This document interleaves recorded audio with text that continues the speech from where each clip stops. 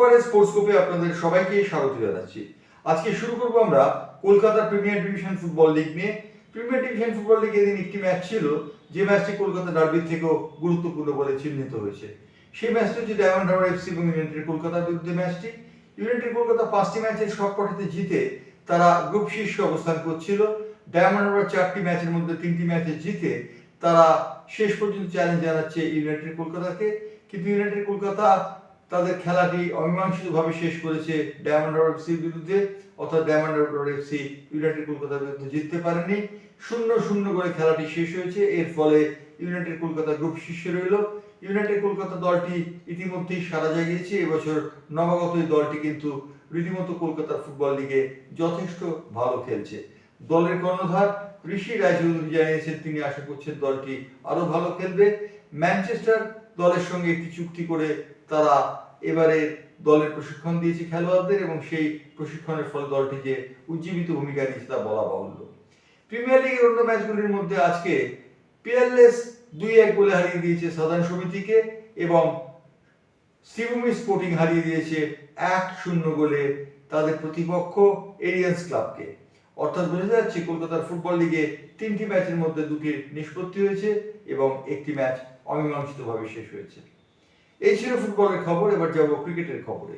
ক্রিকেটের খবরে যে খবরটির দিকে নজর রাখবো সেটা হচ্ছে বৈভব সূর্যবংশী ব্যাটিং এর পর বোলিং এও সিদ্ধহস্ত প্রমাণ করে দিয়েছেন। ভারতের যুব টেস্টে তিনি একটি ইতিহাস করেছেন। তিনি রেকর্ড করেছেন একটি উইকেট নিয়ে। তিনি হারিয়ে দিয়েছেন ইংল্যান্ড দলের অধিনায়ককে, তিনি আউট করে দিয়েছেন এবং 35 রানে 2 উইকেট নিয়ে এই ম্যাচ তিনি শেষ করেছেন। বৈভব সূর্যবংশী ইতিমধ্যেই একজন ট্যালেন্ট, এবং অনেকেই বলছেন যে ইংল্যান্ডের মধ্যে অধিবাসী যারা যারা ক্রিকেট অনুরাগী তারা বলছেন সচিন তেন্ডুলকার থেকে বড় প্রতিভা নিয়ে জন্মেছেন এই বৈভব সূর্যবংশী। অবশ্য সচিনের থেকে তিনি বড় প্রতিভা কিনা তা বলার সময় এখনো পর্যন্ত আসেনি, তবে মোটামুটি ভাবে তিনি যে ভালো খেলছেন তা বলে দেবার অপেক্ষা রাখে না। ক্রিকেটের একটি খবরে যাব, সেটি হচ্ছে আরেকজন কোহলি চলে এসেছেন ভারতীয় ক্রিকেটের পরিমণ্ডলে।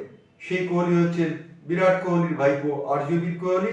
এই বিরাট কোহলির ভাইপো দিল্লি সাউথ দিল্লি সুপারস্টার্সের হয়ে দিল্লির প্রিমিয়ার লিগে ক্রিকেটে খেলবেন। সুতরাং আরজবীর কোহলির দিকে সবার নজর থাকবে, কিন্তু বিরাট কোহলির ভাইপো হওয়ার জন্য তার উপর যে বাড়তি চাপ থাকবে তা বলাই বাহুল্য। এবার আসি ফুটবলের অন্য একটি খবরে। ফুটবলের যে খবরটিতে আসবো সেই খবরটি হচ্ছে আইএসএল ইতিমধ্যেই বিপন্ন হয়ে গিয়েছে। আমরা জানি এই বছর আইএসএল হবে কিনা তাই নিয়ে কিঞ্চিত সন্দেহ দেখা দিয়েছে। সব থেকে বিপাকে পড়েছে দলগুলি তাদের তারকা ফুটবলার যাদের সই করিয়েছিল তাদের একে একে ছেড়ে দিতে বাধ্য হচ্ছে। প্রথম যে খেলোয়াড়টি বাদ হয়ে গেছেন তিনি হচ্ছেন কেরালা ব্লাস্টার্সের এক নামী খেলোয়াড়। কেরালা ব্লাস্টার্স দল বলেছে তারা খেলোয়াড়দের কোনো অন্ধকার রাখতে চাইছে না। আইএসএল যে অনিশ্চিত সেই কথাটা তারা জানিয়ে দিচ্ছে, এবং এটি জানানোর মধ্যে দিয়ে তারা মনে করছে এটা কোনো ভুল রয়েছে। অর্থাৎ আইএসএল যদি না হয় তাহলে কলকাতার বড় ক্লাবের বড় তারকাদের অবস্থা যে কি হবে তা সহজেই অনুমেয়। মোহনবাগান, মোহামেডান এবং ইস্ট বেঙ্গলে বেশ কিছু তারকা রয়েছেন, তারা হয়তো না খেলতে পেরে ফিরে যাবেন দেশে।